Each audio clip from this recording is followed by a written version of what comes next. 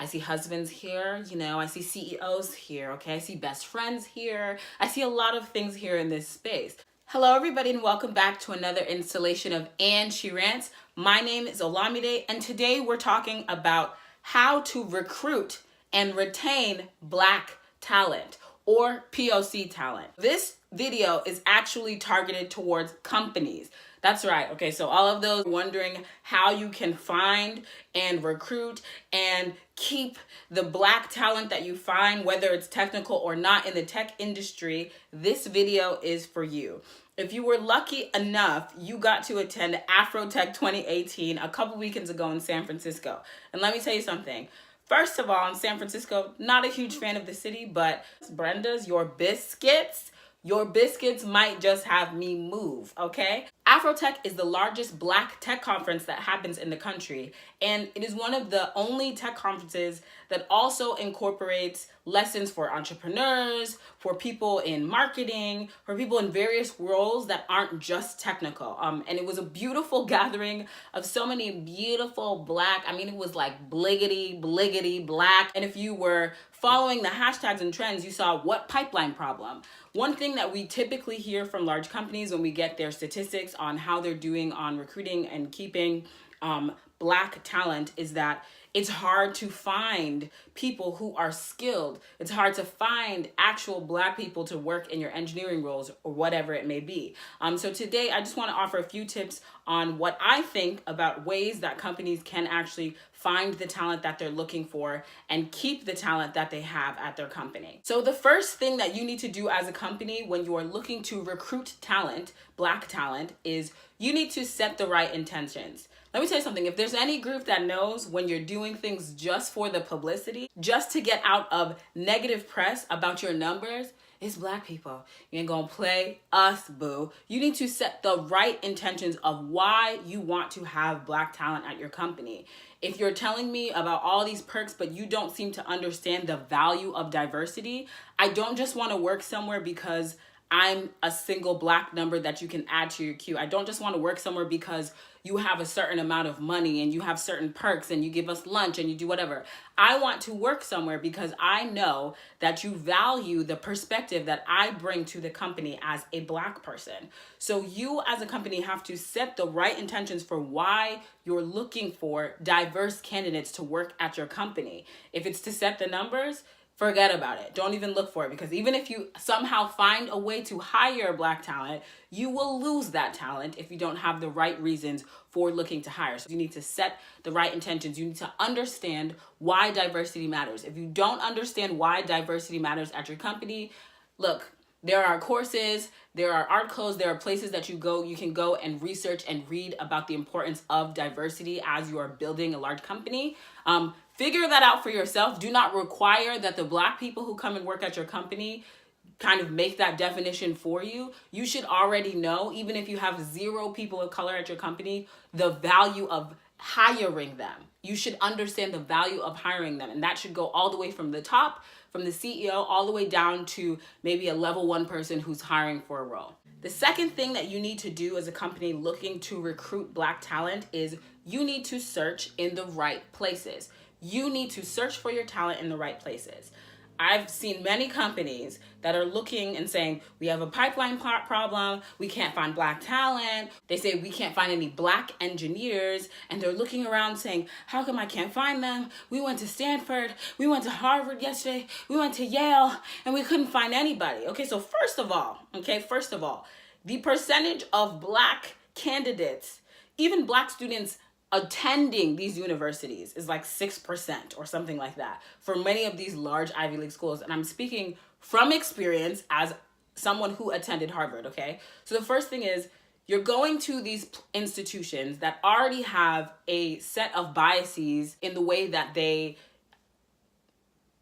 accept candidates. They're already not accepting enough candidates. Your pool is already small in terms of Black people who attend the university in general. But then you want to talk about engineering, and the percentages of Black engineers at lots of these institutions is even smaller. You've already limited the scope of where you can find people. Why aren't you going to HBCUs? Why aren't you going to, different states, different countries? Why are you only looking at particular schools where you've already limited your pool of finding people of color, because there are very few people of color who attend these universities at all? And then we usually get the question of people saying, well, the quality of education is not the same at these other universities, and we're not getting the same kind of exposure. They're not getting the same kind of curriculum. Well, first of all, I would like to say that even if the content of the curriculum is different, you're looking for experience and a demonstration of an ability to learn. If you're already interviewing with a set of biases, you're interviewing with I want you to meet all of these things that I said are only in a curriculum at Stanford or Harvard or Yale, then you've already limited the pool that you're getting, and you're saying there's no way these people can meet these goals because they don't get that curriculum. If you already know that there's a bias where they won't necessarily have a certain set of experiences, you need to adjust the way that you're interviewing and the content by which you are determining whether or not someone can actually be successful in a role. There's a large, robust list of things that are important to hiring people at a company. And I find that often large tech companies are specifically focused on one rigid set of things. It's basically a screening of, did you go to Harvard, Yale, or Stanford? And that is not a fair process because it excludes people of color. It basically is an interview process for privileged people. Adjusting your interview process to be able to fit people's experiences that are outside of the stereotype of where you assume people will be successful because of what they have from where they went to school or what they have in terms of like where they worked before. The third thing is about how to retain talent. So one of the major ways that companies need to think about retaining talent is, are you fostering a safe space for your employees of color? For me, when I went to college, because I did go to a predominantly white institution, one of the major ways I got through that experience was having Black Students Association, the Black Women's Association, groups that helped me feel comfortable in that space because I identified with the experience of most of the students who were attendees of that. And I think it's a very important overlooked aspect of the experience of feeling safe in a space, because you may, as a Black person, experience several microaggressions throughout your day. Largely, the way that I get through that is from the people who look like me, who have shared that experience and can empathize with that experience and kind of build me up, hold me up, strategize with me how to deal with a situation that I've encountered, how to tell someone, how to tell my manager about something that I saw happen, how to utilize or leverage the resources that their company is giving me. They kind of can support me, and from a perspective of understanding what I've experienced, because likely they've experienced the same thing. And I always say the reason that I work where I work largely is because of the employee resource group that I'm a part of. It's largely because of the women and the men that I've met who have supported me throughout my journey, who have caped for me when I couldn't cape for myself, who believe in me sometimes more than I do me, and who contribute to the processes of us developing as a company and who we want to be. We need to have safe spaces at work. I need to have a place at work where I can go to and feel like I can just let my guard down. Yes, I want to be able to do that everywhere in my workplace, but the likelihood of that being true for me is very low. So you need to be able to create environments where we can foster safe spaces and also allow sometimes those environments to be just for that group of people and their allies. The fourth thing that companies can do to retain talent is to have bias and unconscious bias training. The reason that I say both bias and unconscious bias training is that sometimes I think we give people the benefit of the doubt and assuming that their biases are not something that they're aware of, that their actions are not something that they realize they're doing, that their exclusionary tactics in moments aren't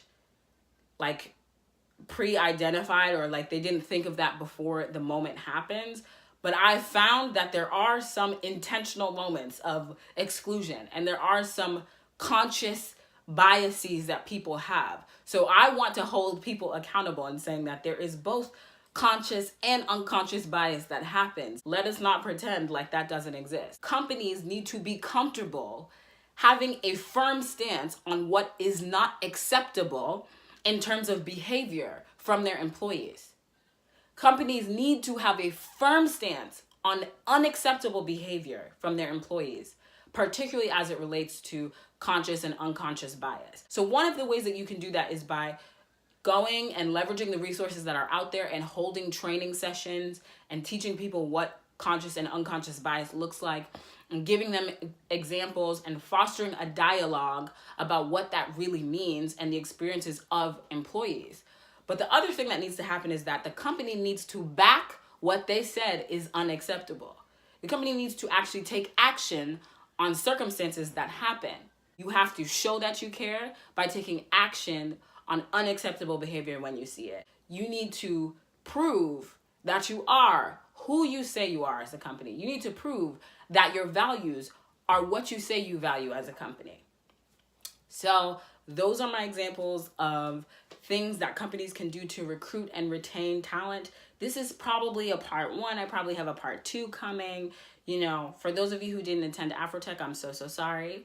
You need to go next year if you want to be around the beautiful Black people and experience that. But if you're curious about tech and you're wondering, like, okay, I'm a Black person, I'm interested in getting into tech, what do I do? Please feel free to reach out to me. I'm here, you know, slide into my DMs, find me on LinkedIn, let's chat. My name is Olamide with And She Codes. This is And She Rants, and I'll see you next time for the next rant. Bye. And I'm Black, y'all, and I'm Black, y'all, and I'm bliggity black, and I'm Black, y'all.